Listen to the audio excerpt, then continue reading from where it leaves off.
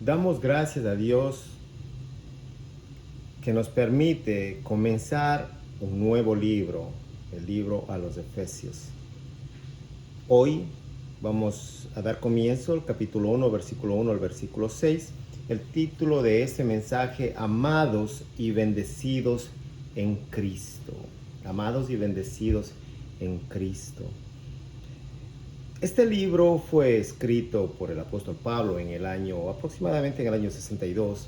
Lo escribió desde la prisión en Roma. Y no solamente esta carta, también escribió 3 cartas más, junto con la carta a los filipenses, a los colosenses y a Filemón. Unas cartas escritas en la prisión y fueron enviadas a Asia Menor, a estos lugares. 4 composiciones sublimes de la fe cristiana. Y en esta epístola, en esta carta, nos presenta el apóstol Pablo a la iglesia como el cuerpo de Cristo. Hay un énfasis en el cuerpo de Cristo. Muchos han dicho que la iglesia es la obra de arte de Dios y que es más hermosa que cualquier templo construido por manos humanas. Este edificio espiritual, la iglesia, todavía está siendo construido, está en construcción por medio de piedras vivas y es habitado por el Espíritu Santo de Dios. También ha sido considerada como la epístola del tercer cielo, los Alpes del Nuevo Testamento.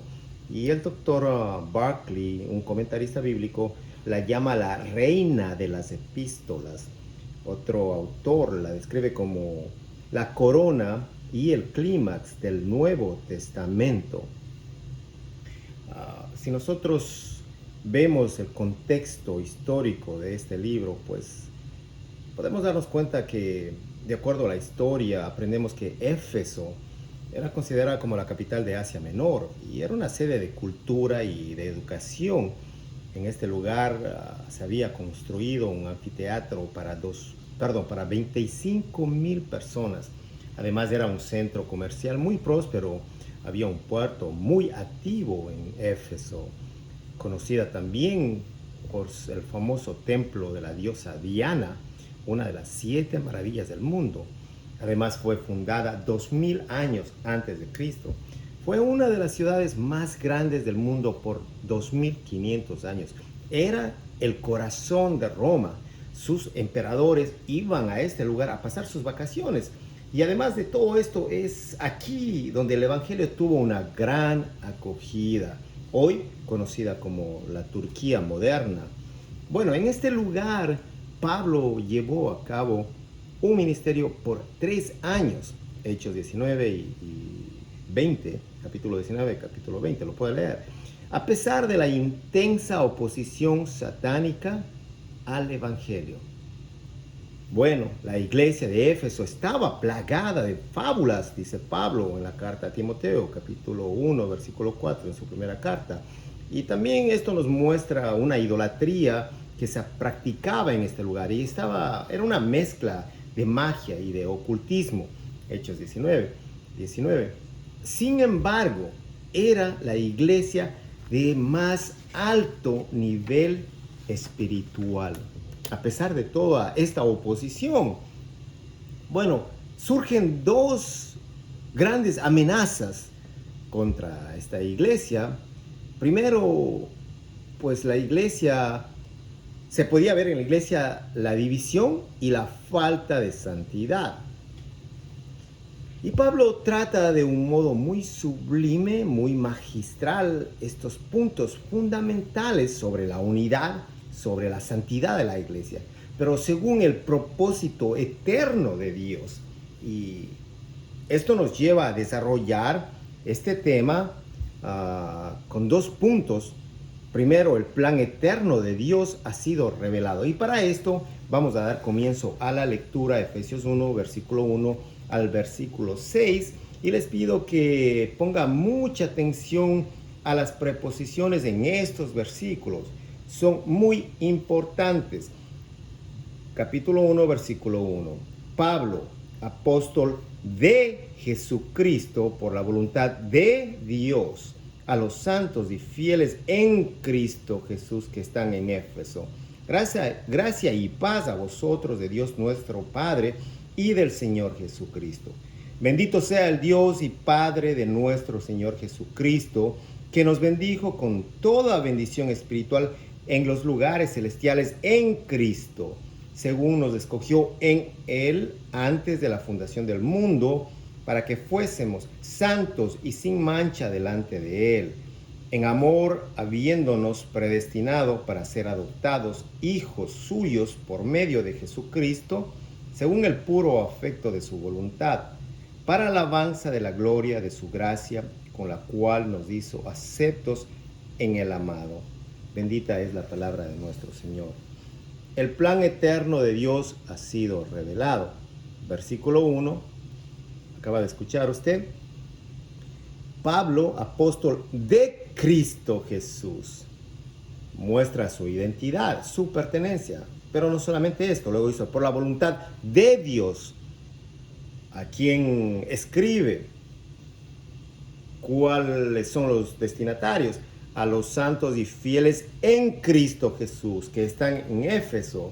Pues estas preposiciones son muy importantes porque nos ayudan a entender la identidad del apóstol y también de los creyentes. Pablo se presenta como apóstol de Cristo Jesús, pero por la voluntad de Dios. Y este nombre apóstol proviene del griego que significa apóstolos,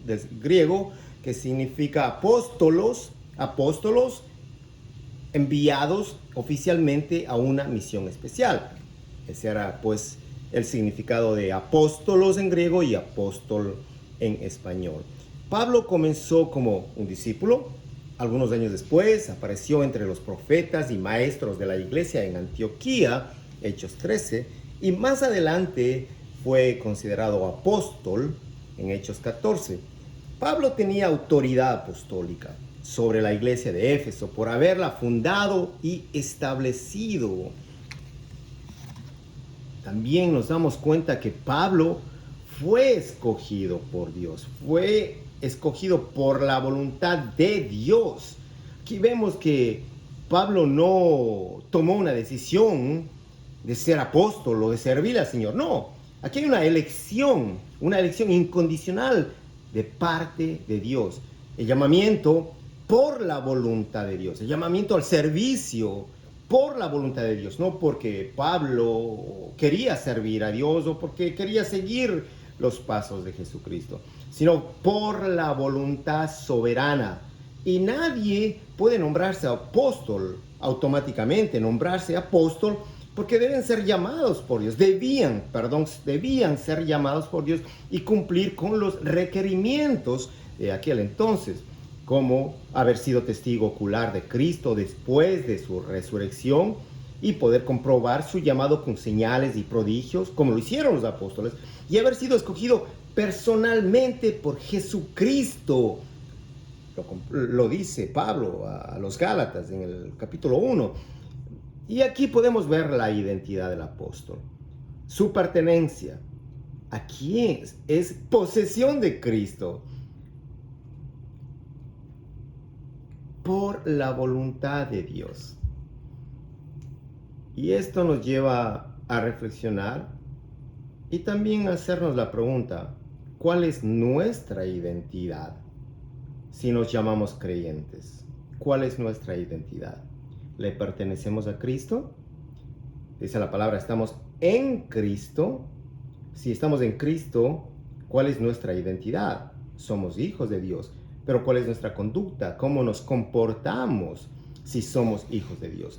Dios permitió que Pablo estuviera preso y en la quietud y soledad de su celda, él pudiera recibir esa revelación, la más gloriosa, esa revelación completa del ministerio de Cristo y de su iglesia, su plan y propósito eterno para la humanidad desde antes de la fundación del mundo y por todos los siglos.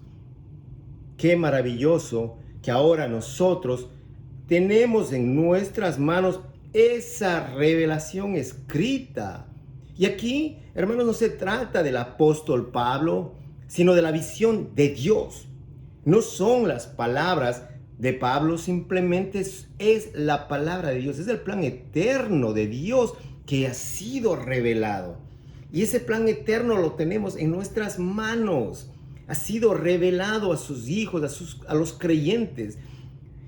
En el versículo 1 dice, a los santos y fieles en Cristo Jesús que están en Éfeso. La carta está dirigida a la iglesia de esta ciudad de Éfeso, a los santos y fieles en Cristo Jesús. Y todas las personas que vivían en esta ciudad tenían la opción de estar en Cristo o no lo estar. Y no hay otra opción, al igual que hoy. Hoy o servimos a Dios o no lo servimos. O estamos en Cristo o no estamos en Cristo. Son dos opciones, no hay una tercera.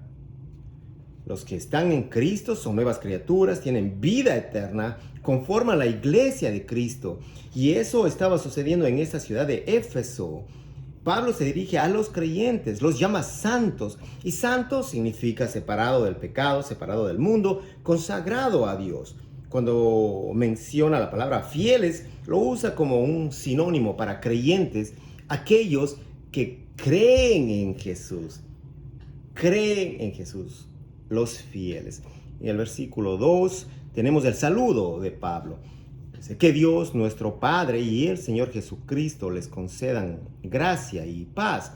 Es un saludo que usa en sus epístolas común en Pablo. Menciona la gracia. Sobre la gracia de Dios, hermanos, sobre su gracia se fundamenta todo lo que recibimos de Él. La vida, la salvación, todas las bendiciones y dones. Y la gracia es el grado máximo de amor y la misericordia de Dios. A través de la gracia, Dios nos permite cumplir su voluntad y además de eso poder servirlo. Esta gracia de Dios es la fuente de todo don, de todo ministerio, porque predicamos por la gracia de Dios, porque cantan por la gracia de Dios, porque usted puede tocar un instrumento, porque usted puede orar, porque puede leer, por cómo puede enseñar, porque usted puede servir. Es por la gracia de Dios. Y además de esta gracia necesitamos la paz de Dios, aquella que el mundo no tiene la capacidad para darnos. Y el concepto implica tranquilidad. Paz implica tranquilidad interior que solo puede proceder de Dios. Dice un autor, la gracia es la raíz y la paz es el fruto. El versículo 3, continuemos. Bendito sea el Dios y Padre de nuestro Señor Jesucristo, que nos bendijo con toda bendición espiritual en los lugares celestiales en Cristo. Bendito sea el Dios y Padre de nuestro Señor Jesucristo. Cristo, el Hijo, nos enseña a llamarle a Dios Padre, el Señor Jesucristo. Pues en la oración dirigida al Padre nos enseña a orar, Padre nuestro que estás en los cielos. Un ejemplo cómo dirigirnos a nuestro Padre, ahora nuestro Padre, antes el Padre de Cristo, pero ahora por su obra redentora, también Dios se ha convertido en nuestro Padre, dice el apóstol Juan, capítulo 20, versículo 17. Jesús le dijo, no me toques porque aún no he subido a mi Padre, mas ve a mis hermanos y diles, subo a mi Padre y a vuestro Padre, a mi Dios y a vuestro Dios. No dice mi Padre, sino nuestro Padre. Y es muy importante ese uso del plural, porque indica que nos ha hecho hermanos, que somos una familia de Dios. Dios es un Padre, hermanos, es nuestro Padre y Él es quien nos llena constantemente de su gracia y de su paz. Y esta expresión Padre es la clave, hermanos, para poder entender el propósito eterno de Dios. Podemos ver en el Nuevo Testamento 280 veces el término Padre y en esta carta 12 veces. el Padre del Señor Jesucristo. Señor Jesucristo. Aquí, hermanos, estos nombres, muchos lo conocen. Jesús, o sea, significa Salvador, y es su nombre histórico, mientras que Cristo quiere decir ungido, en hebreo el Mesías, y su nombre es profético, el Mesías. Y Señor significa kurios, viene del griego kurios, significa dueño, significa amo, máxima autoridad. Y Señor es el nombre que lo recibió del Padre cuando Él fue exaltado, dice Pablo en Filipenses 2, 9 al 11.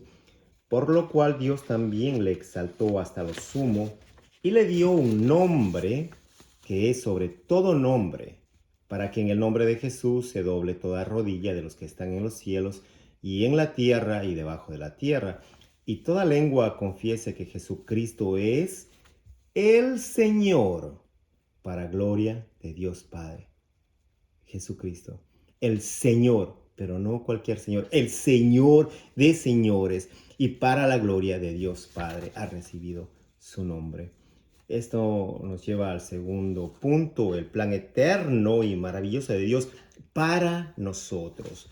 Dice el versículo 3, que nos bendijo con toda bendición espiritual en los lugares celestiales en Cristo. ¿Quién nos ha bendecido? El Padre. Dice, el Padre nos bendijo, el Padre nos escogió, el Padre nos predestinó. Bueno, en este versículo Pablo nos presenta una doxología muy clara. Hay una explosión, una gran alabanza al Padre por habernos bendecido con todas sus bendiciones espirituales. No dice la palabra, con toda bendición espiritual. Y nos bendijo. Ahora, tomemos en cuenta que este verbo bendecir está en el tiempo pasado. Dice, nos bendijo. Si esto está en el tiempo pasado, ¿por qué continuamos pidiéndole a Dios tantas cosas? Danos más. Si dice que nos ha bendecido, que ya nos ha dado todo. Bueno,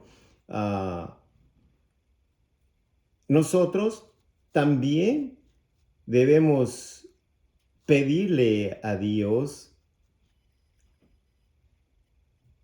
como niños, ¿no? Le pedimos, pero a veces le pedimos mal. A veces necesitamos primero alabarle porque Él ya nos ha bendecido, dice la palabra que nos bendijo, porque ya nos ha dado todo, con toda bendición espiritual.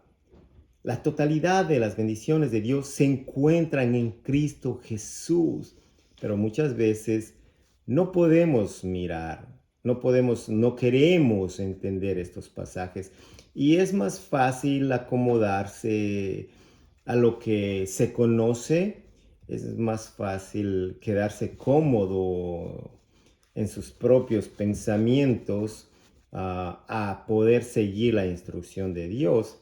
Y Pablo dice en Colosenses 2, 9, 10, en Él habita corporalmente la plenitud de la deidad y vosotros estáis completos en Él. Cuando nosotros tenemos a Cristo, recibimos a Cristo, cuando está en nosotros, cuando recibimos la palabra, cuando la aceptamos, cuando nos deleitamos en ella, recibimos todas sus bendiciones. Todo lo que le pertenece a Cristo llega a ser nuestro, hermanos. Cristo, lleno de la plenitud del Padre, habita en nosotros. Y nuevamente, tomemos en cuenta esto en nuestras oraciones. Cuando nos acercamos a Dios en oración, no nos olvidemos que en Cristo está la plenitud. Sí, hermano, no estoy tratando de decir que usted no puede pedirle al Señor por una sanidad, por una necesidad. Sí, hermanos, porque estamos en un mundo corrupto, que tenemos necesidades, que nos enfermamos, que sufrimos, que lloramos. Claro, claro, no hay nada de malo en decir, Señor, pues ayúdanos, danos fuerza, danos fortaleza. No, ese no es el punto. El punto es que Pablo quiere llegar, ¿a dónde quiere llegar? Lo que quiere enseñarnos es sobre las bendiciones espirituales. Y pues él mismo nos va a mostrarnos en dónde están, dónde se encuentran. Aunque nos dice que ya nos ha dado todas, pero ¿en dónde están? Porque usted puede decir, sí, toda bendición y todo, ¿y en dónde está? Yo no veo, no entiendo, no comprendo. Bueno, imagínese usted, cuando una muchacha se casa, una joven pobre se casa con un hombre muy rico, ¿qué va a pasar? Bueno, en el momento que se casan, en ese mismo instante, todo lo que le pertenece a su marido pasa automáticamente a ser de ella. Ahora es posesión de ella, no solamente del esposo. Y bueno, cuando la palabra nos dice que nos bendijo en Cristo, esa es la virtud de nuestra unión con Cristo. En el momento que nos unimos con Cristo, como una joven que se une a un esposo rico, todo le pertenece. Una vez que estamos en Cristo, todo lo del Hijo nos pertenece, todo lo del Padre, por esa virtud, por esa unión en Cristo. La bendición es espiritual, dice Pablo, bendición espiritual. Y estas bendiciones espirituales completas en Cristo están ahí, pues para poder ser guiados, pero también necesitamos recordar que deseamos otras bendiciones, ¿no? Las materiales. Todos anhelamos, queremos un mejor trabajo, queremos una mejor posición, todos queremos algo porque estamos en esta tierra y pues rodeados de cosas materiales. Ahora, lo que sí nosotros debemos ser agradecidos por lo que Dios nos ha dado, lo que el Señor nos ha dado en este momento. No lo vamos a tener a plenitud o todo lo que deseamos, no lo vamos a tener. No vamos a obtener la totalidad de esas bendiciones materiales, posiblemente no. Pero lo importante es que lo espiritual está completo. Lo material, posiblemente no. Ahora, ante esto, dele gracias a Dios por lo que tiene, por lo que le ha dado a usted. Y no se preocupe de lo que su hermano tiene, o el primo, o el vecino, o el jefe. No, dele gracias a Dios por lo que usted tiene. Y recuerde que hay una totalidad de bendiciones espirituales que ya son suyas. Si es un creyente, ¿eh? Pablo está hablando a una iglesia, a un grupo de creyentes. Ahora, ¿en dónde están estas bendiciones? Dicen los lugares celestiales. En el griego se expresa una sola palabra para lugares celestiales, para este término, la palabra de opuranios, opuranios. Y esta palabra está formada por dos palabras, epi, y epi, su significado es encima, sobre, y Uranos. Uranos significa cielo en griego. Y se refiere, pues, al unir estas dos palabras a lo que está más allá de lo visible, más allá del cielo, a ese mundo invisible y espiritual. Ahora, recordemos que los hebreos hablaban de tres cielos y pues en el tercer cielo es en donde está nuestro Señor, nuestro Rey. Pablo menciona que nosotros, además de esto, nos muestra en dónde están esas bendiciones y nos dice que hemos sido adoptados como hijos en Cristo y que nos ha hecho partícipes de todo lo que pertenece a Él. Y que todas estas bendiciones del Padre están en el Hijo y que el Hijo está en nosotros. Entonces, si todo está en nosotros, si Cristo está en nosotros, no necesitamos pedirles tantas bendiciones al Señor. Hay algo muy importante que sí le podemos pedir todo el tiempo, que nos dé más revelación para conocer todo lo que Dios nos ha dado. Sí, hermano. Dígale al Señor, revélame lo que me has dado. Muéstrame, Señor. Ayúdame a mirar lo que está ahí, esas bendiciones eternas, esa plenitud. Quiero mirar, quiero probar de esa plenitud. Dice la palabra que Dios nos bendijo, según nos escogió en Cristo, que nos escogió según nos había predestinado, que nos predestinó según su amor para adoptarnos como hijos, hermanos, para adoptarnos, y que nos amó según el puro afecto de su voluntad. Todo esto es gracia. Todo esto que acaba de escuchar, hermano, es gracia. Y que Él nos escogió en Él antes de la fundación del mundo.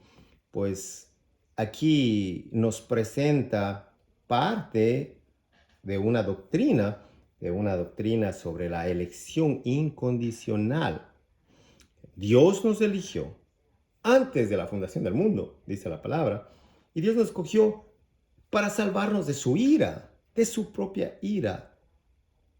La elección de Dios es incondicional. Pablo escribe en su primera carta a los Tesalonicenses, capítulo 5, versículo 9, porque no nos ha puesto Dios para ira, sino para alcanzar salvación por medio de nuestro Señor Jesucristo. Pablo dice que nos escogió para salvarnos, hermanos. Y Mateo 22:14 dice, porque muchos son los llamados, pero pocos escogidos. Muchos escuchan, muchos están en las iglesias, pero ¿significa que son escogidos? No, no necesariamente, porque hay unos que se van a perder, dice la palabra. Juan 15:16. Dice, no me elegisteis vosotros a mí. Yo decidí ir a la iglesia, yo decidí escogerle a Dios, bueno, ya entregué mi vida a Dios. No, tú no lo escogiste a Dios, hermano. El hombre no está capacitado para escoger a Dios, dice Juan. No me elegisteis vosotros a mí, sino que yo os elegí a vosotros. Es Dios. Dios elige al hombre. Y qué hermoso es poder entender, sobre todas las cosas, poder aceptar con gratitud y con amor estas doctrinas bíblicas que se presentan a través de las escrituras una y otra vez. Hermanos, doctrinas sobre la depravación del hombre, sobre la elección incondicional, sobre la expiación limitada, sobre la gracia irresistible, sobre la perseverancia de los santos. Doctrinas de gracia. ¿Por qué son las doctrinas de gracia? Porque le pertenecen a Dios, porque es por gracia, ¿no? Por gracia aprendemos. Podemos darnos cuenta que el hombre estaba en un estado de depravación total y que por gracia Dios escogió sin condición y que por gracia envió a su Hijo para convertirse en ¿qué? Un sacrificio perfecto y dar parte a una expiación limitada para los escogidos. Y por esa gracia irresistible, el hombre no puede echarse atrás, el hombre no puede resistir más a Dios. Y por esa gracia Dios preserva a sus escogidos. La obra es de Dios, de principio a fin. Antes de la creación del mundo, el Dios, el arquitecto soberano, tuvo un plan glorioso para nosotros. Hermanos, la Escritura, la palabra de Dios, la Biblia, es suficiente. Y no solamente eso, es inerrante, es infalible y es eterna, la palabra de Dios. Mateo nos dice, pocos son los escogidos. El libro de Marcos nos dice que Él juntará a sus escogidos. El libro de Lucas nos dice que Dios no hará justicia a sus escogidos. Pablo escribe en sus cartas a Timoteo, todo lo soporto por amor de los escogidos. Escribe a Tito, conforme a la fe de los escogidos. Escribe a los romanos. Nos recuerda, hay un remanente escogido por la gracia. Escogidos por la gracia. Les dice a los efesios, escogidos antes de la fundación del mundo. Y Pedro también aporta sobre esta elección, la elección de Dios, una elección incondicional, una doctrina maravillosa y tan rechazada. Pedro dice, sois linaje escogido. Hermanos, en todo esto, ¿hay injusticia en Dios? Bueno, la palabra dice que Dios no es injusto. ¿Acaso nuestro pecado no transgrede su santidad, su justicia? Y por lo tanto merecemos la muerte espiritual. Pero en su infinito amor, Dios envió a su Hijo para perdonarnos. Y el mismo apóstol Pablo hizo esa pregunta, si es que Dios, hay injusticia en Dios, en el libro a los Romanos, capítulo 9, puede leer el capítulo completo, que muy edificante. 9:14 dice, ¿hay injusticia en Dios? Pregunta Pablo. A lo cual él mismo responde, de ninguna manera, no existe injusticia. Dios es soberano. Y nosotros fuimos escogidos en Él para ser parte de su plan. Y para ser parte de su plan debemos estar en Cristo. Sin Cristo el ser humano queda fuera del proyecto de Dios. Quiero repetir esto. Sin Cristo el hombre está fuera del proyecto de Dios. ¿De cuál proyecto? De salvación eterna, hermanos. De una gloria eterna. De un gozo eterno en Dios. Por ejemplo, las ramas de la vid han sido diseñadas para estar en la vid y allí llevar fruto. ¿Qué sucede con nosotros? La única posibilidad de que el propósito de Dios se cumpla en nosotros y que demos el fruto es que estemos en Cristo, que podamos estar en Cristo. De otra manera, hermanos, no va. Fíjese usted en unas flores hermosas que están en la mitad de su sala, unas rosas bellas, como acostumbra mi esposa a deleitarse de esas rosas, tan hermosas, tan lindas. Un día, 2 días, 5 días, 2 semanas empiezan a marchitarse. 2 semanas y media están secas, 3 semanas están muertas. Y luego terminaron en la basura. Ya no sirven para nada, hermanos, se acabaron. ¿Por qué? Porque aunque se vean hermosas, bellas, están fuera del tronco, están fuera y no pueden, y van a morir, se van a secar, van a ser inservibles. Necesitan estar en la vid, las ramas, las flores necesitan estar pegadas para mantenerse vivas.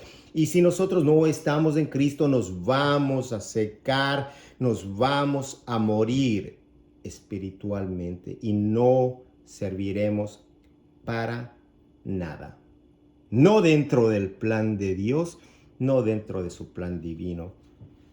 En los versículos 5 y 6, continuamos, podemos fijarnos en 3 veces se repite la palabra para, 3 veces. Y esta palabra tiene que ver con propósito. Versículo 5. En amor, habiéndonos predestinado para, el primer ¿para qué? Para ser adoptado hijos suyos por medio de Jesucristo, según el puro afecto de su voluntad, según nos escogió en él antes de la fundación del mundo, para, segunda, ¿para qué más? Para que fuésemos santos y sin mancha delante de él, para, tercera vez, ¿para qué más? Para la alabanza de la gloria de su gracia. Hermanos, la doctrina más rechazada es la doctrina de la elección incondicional de Dios. Cuando la palabra de Dios dice que Dios nos escogió, no refute, diga amén. Y si no puede comprender, pídale a Dios que le revele sus verdades. Dios, por su gran amor, nos predestinó a ser adoptados como hijos suyos por medio de su Hijo Jesucristo. El texto dice para ser adoptados. Para ser adoptados. Nos escogió para ser adoptados. Nosotros, por naturaleza, no éramos hijos de Dios, sino criaturas de Dios. Y aún viviendo en pecado, Dios, por su pura gracia, nos predestinó al máximo privilegio. ¿Cuál es? Ser hechos hijos de Dios. Y por eso el apóstol Juan escribe, mirad, en 1 Juan 3:1, mirad cuál amor nos ha dado el Padre para que seamos ¿llamados qué? Llamados hijos de Dios. Y nosotros fuimos predestinados por el Padre de nuestro Señor Jesucristo y según el puro afecto de su voluntad, dice el apóstol Pablo. Cuánto amor, cuánta gracia en el Padre. Esa voluntad de Dios, la voluntad que es buena, que es agradable, que es perfecta. Y cuando el apóstol se refiere a esta palabra predestinar, esta palabra está formada por dos partes. La primera, pre, y la segunda, destinar.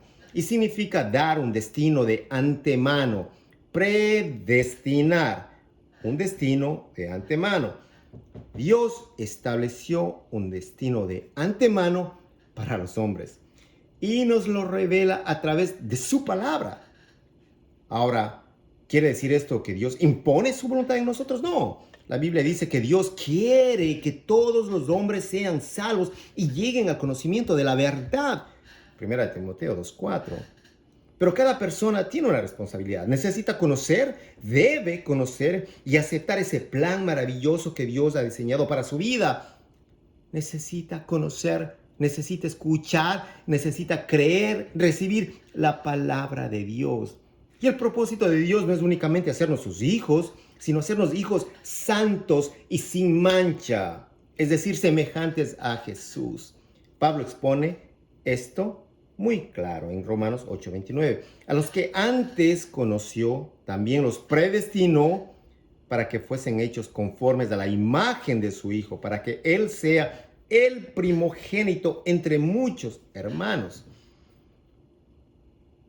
El plan de Dios, el plan eterno, no ha sido solamente salvarnos del infierno y llevarnos al cielo, también ha sido hacernos como su Hijo Cristo. Y la santidad es uno de los principales puntos que Pablo enfoca en esta carta. La santidad. Cristo es santo, fue santo y será santo. La santidad, un enfoque para la iglesia. La carta a los Hebreos dice que sin santidad nadie verá a Dios. Vamos a concluir con esta última parte del versículo 6. ¿Para qué hemos sido elegidos? ¿Para qué hemos sido adoptados? ¿Para qué hemos sido predestinados? ¿Para qué hemos sido redimidos? ¿Para qué?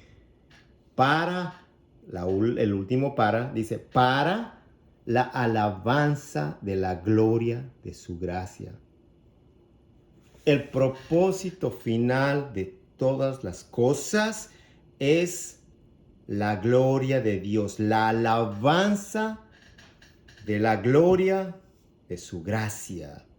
La elección, sí. La predestinación, sí. La adopción, la redención, nuevamente. La santificación. Es decir, todo, hermanos. Y todo es por la gracia de Dios, a fin de que Dios sea eternamente, hoy domingo, mañana lunes, martes, miércoles, sábado, no, eternamente alabado y honrado por la gloria y la grandeza de su gracia. Y alabar es cantar, tocar un instrumento, levantar las manos, eso es alabar. Sí, es parte de la alabanza. Es ofrendar a Dios, es traer una ofrenda, un diezmo, eso es alabar, es parte de la alabanza. Leer la lectura es parte, orar es parte de la alabanza. Pero alabar también es reconocer esas virtudes invisibles de Dios, es reconocer el amor, es reconocer por qué usted está parado aquí el día de hoy, es reconocer que por amor usted está vivo. Es reconocer el poder de Dios para poder salvarnos de su propia ira. Es reconocer que Él nos da esa gracia inmerecida. Reconocer que Él nos da esa sabiduría para poder actuar. Todas las grandezas de nuestro Señor. Eso es alabar a Dios y alabarlo por la eternidad. Todo esto, el amor, el poder, la gracia, sabiduría, todo le pertenece a Dios. Y todo es parte de la gloria de Dios. Nosotros, hermanos, hemos recibido lo que no merecemos. Y esto es gracia.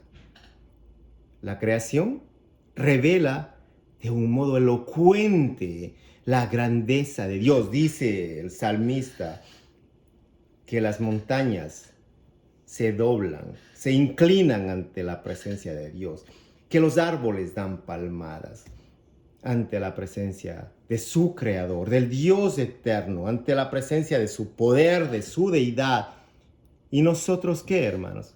Nosotros, sí, sus hijos, pecadores redimidos, santificados, transformados a la imagen de Cristo, tenemos una responsabilidad muy grande, la responsabilidad de manifestar al mundo la inmensidad del amor y de la gracia de Dios. Cuán grande es el amor de nuestro Señor. Esa es nuestra responsabilidad, compartir las buenas nuevas de salvación con gozo, con amor y con mucha humildad. Dos aplicaciones para este mensaje. Primero, la primera, orar, estudiar la palabra, volver a orar y obedecer.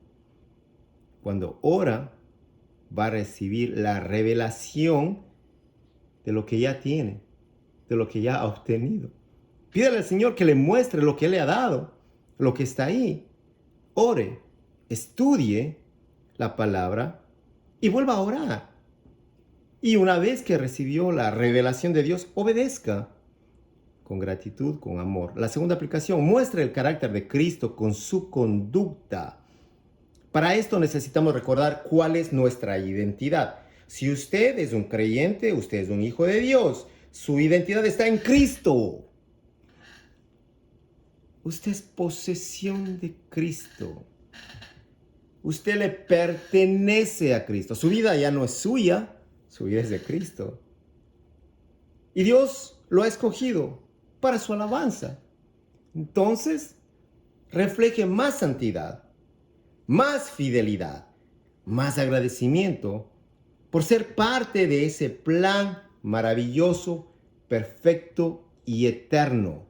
Hermanos, muestre el carácter de Cristo con su conducta todo el tiempo. Dios los bendiga. Amén.